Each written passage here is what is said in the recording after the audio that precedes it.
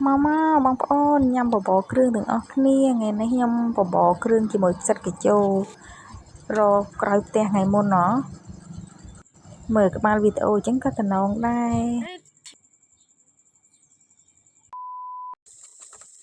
ឥឡូវជាដំបូងនេះខ្ញុំបានបំពងខ្ទឹមដើម្បី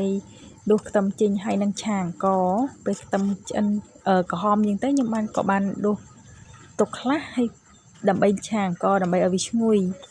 ហើយនេះអង្កររបស់ខ្ញុំបានចាក់ឆាទៅឆាបានបន្តិចទៅខ្ញុំក៏បានឆារៀងក្រហមតិចខ្ញុំក៏បានហាន់ផ្សិតដែលខ្ញុំត្រាំមុនហ្នឹងជាមួយនឹងបង្គាយឺដាក់ក្នុងអង្ករឆាដើម្បីឲ្យឈ្ងុយបងប្អូននេះបងប្អូនហើយបន្ទាប់មកទៀតអង្កររៀងក្រហមហើយខ្ញុំក៏បានដាក់ទឹកត្រីចូលបន្តិចទៅ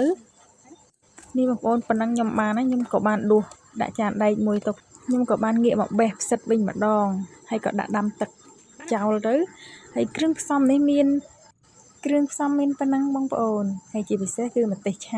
ពេលទឹកពុះខ្ញុំក៏បានដាក់ដុំឆ្អឹងស៊ុបពីរបីដុំទៅបងប្អូនដើម្បីស្ងោរឲ្យមានជាតិថ្ងៃនេះខ្ញុំធ្វើបបរសាច់ជ្រូកដាក់គ្រឿងទេសប៊ីចេងស្ករអំបិលអញ្ចឹងបងប្អូនហើយដុំហើយខ្ញុំក៏បានដាក់អង្ករដែលខ្ញុំឆាហើយក៏មានការធ្វេសប្រហែសដែរបងប្អូន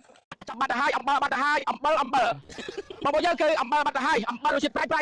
នេះគឺរយុទ្ធមានការហួសចិត្តជាខ្លាំងបងប្អូនបន្តមកទៀតខ្ញុំក៏បានដាក់ផ្សិតនិងដាក់ខ្ញីនិងគល់ខ្ទឹមប៉ុណ្ណឹងជាការស្រេចបងប្អូនហើយភ្លក់តាមចំណង់ចំណូលចិត្តទៅហើយជាការស្រេចឥឡូវនេះដល់វគ្គផ្សំគ្រឿងដាក់ភ្លក់ឲ្យបងប្អូនមើលអត់បានថតឲ្យបងប្អូនមើលទេគ្រាន់តែបានផ្សំតែគ្រឿងទេប៉ុណ្ណឹងហើយបងប្អូនតំណងអត់បងប្អូនមានផ្សិតកាជូកុំភ្លេចយកមកបបរគ្រឿងតាមខ្ញុំអញ្ចឹងឆ្ងាញ់ទេបងប្អូនឆ្ងាញ់ជាងផ្សិតច្បើងទៀតបងប្អូនហើយបាច់ដាក់សាច់មាន់ក៏ផ្សិតកាជូហ្នឹងក៏